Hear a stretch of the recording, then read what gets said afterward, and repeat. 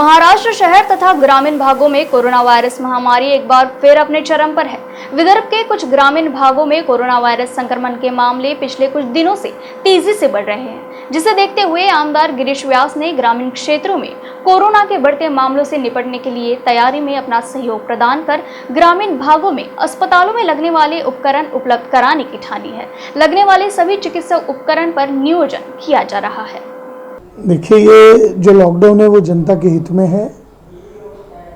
जो लोग सड़कों पर हैं उनसे निवेदन है कि वो कृपया जो अपने को नियम दिए हैं सरकार ने उसका पालन एक आम नागरिक के भांति उन्होंने करना चाहिए।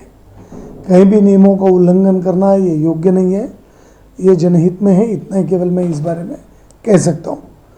हम राजनीतिक दल के नाते सरकार से जो रोज़ कमा कर खाने वाले लोग हैं इनके संदर्भ में, पैकेज के संदर्भ में जो बात करनी होगी वो विरोधी दल के नाते हम उनके सामने रखते रहेंगे। हम उनको अपनी बात से मनवाने का आग्रह करेंगे और ये भूमिका हमारी अलग होगी। पर यदि बंद का और लॉकडाउन का अगर निर्णय है तो उसको हमने सर्वसम्मति से जनहित में स्वीकार करना चाहिए। हाल ही में कि कुछ दिनों पहले आपने एक ग्रामीण का दौरा किया, वहाँ पे जो स्थिति है वो काफ़ी कोरोना जो है अपने चरम पर है और आज ने अपने 5% एक रियायत देने की और इक्विपमेंट देने की बात कही थी, क्या कहेंगे? देखिए, जैसे कोविड का संक्रमण नागपुर में फैला, नागपुर के बेड्स सब हाउसफुल होने लगे तो हमने तुरंत ग्रामीण की तरफ कुछ किया, क्योंकि ग्रामीण का भी रिपोर्ट आ रहा था कि वहाँ भी नागपुर शहर जितने ही संख्या में लोग वहाँ से आ रहे थे। और हम सब लोग जानते हैं, इस बात से हम सब लोग परिचित हैं कि ग्रामीण क्षेत्र में कहीं भी व्यवस्थाएं उतनी सुदृढ़ नहीं है जितनी होनी चाहिए। और इसलिए मैंने तुरंत प्रयत्न दिया। एक पत्र मैंने माननीय जिलाधिकारी को दिया कि मैं इस तरीके से जाना चाहता हूँ। तहसीलदारों से बात करके तहसीलदारों के ऑफिस में मैंने वहाँ के जितने भी जिला रुग्णालय के अधीक्षक हैं उनको, जितने ग्राम पंचायत स्तर पर या तालुका स्तर पर जो पंचायत के 52 दवाखानों के इंचार्ज है उनको भी अलग अलग जगह पर एकत्रित बुलाया। नरखेड़ से मैंने शुरुआत की। नरखेड़ में मोवाड़ है, सावर गाँव है, बेलोना है, यहाँ के सारे अधिकारी नरखेड़ में बुलाए थे।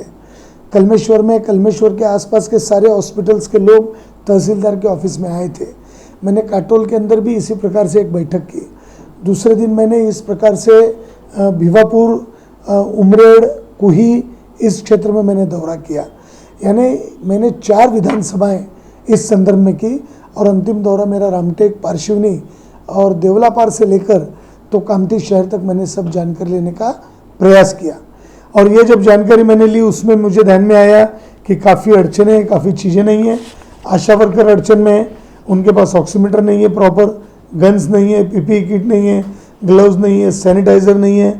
हम प्राथमिक स्तर पर गाँव में मरीजों को उन केंद्रों पर, कोविड सेंटर पर उनको मेंटेन करने के लिए एक ऑक्सीजन मशीन जो पोर्टेबल आती है, इलेक्ट्रिक पे चलती है, 40-50 हज़ार की एक मशीन आती है। ये अगर हम हर तालुका स्तर पर 2-2, 3-3 भी अगर रखें तो मुझे लगता है कि बड़ी संख्या में हम वहाँ रोगियों को ऑक्सीजन दे सकते हैं और उसके कारण एक मेंटेन वहाँ पर हो सकता है। और ज़्यादा अगर सीरियस अगर हो फिर वो नागपुर में आए। एकदम सब लोग अगर नागपुर पहुँचेंगे तो नागपुर की व्यवस्था लड़खड़ाएगी और ग्रामीण में कोई सुविधा नहीं होगी।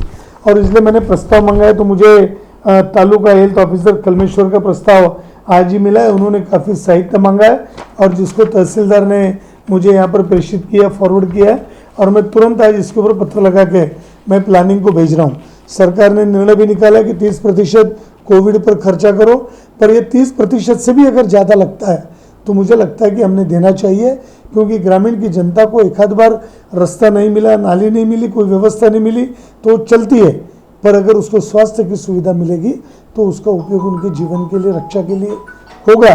वो देने का प्रयास हमारा है। कल भी मेरे पास 2 प्रस्ताव आए, आज मेरे पास एक प्रस्ताव आया और भी ऐसे 2 प्रस्तावों का इंतजार है।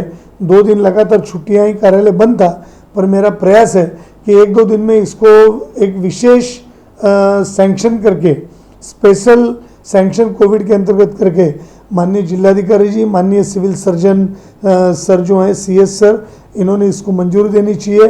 अर्जेंट इसका परचेस करना चाहिए और तुरंत हम तहसीलदार के माध्यम से ये लोगों तक सुविधा पहुँचे, ऐसा मेरा प्रयास है और इस दृष्टि से मैं काम कर रहा हूँ।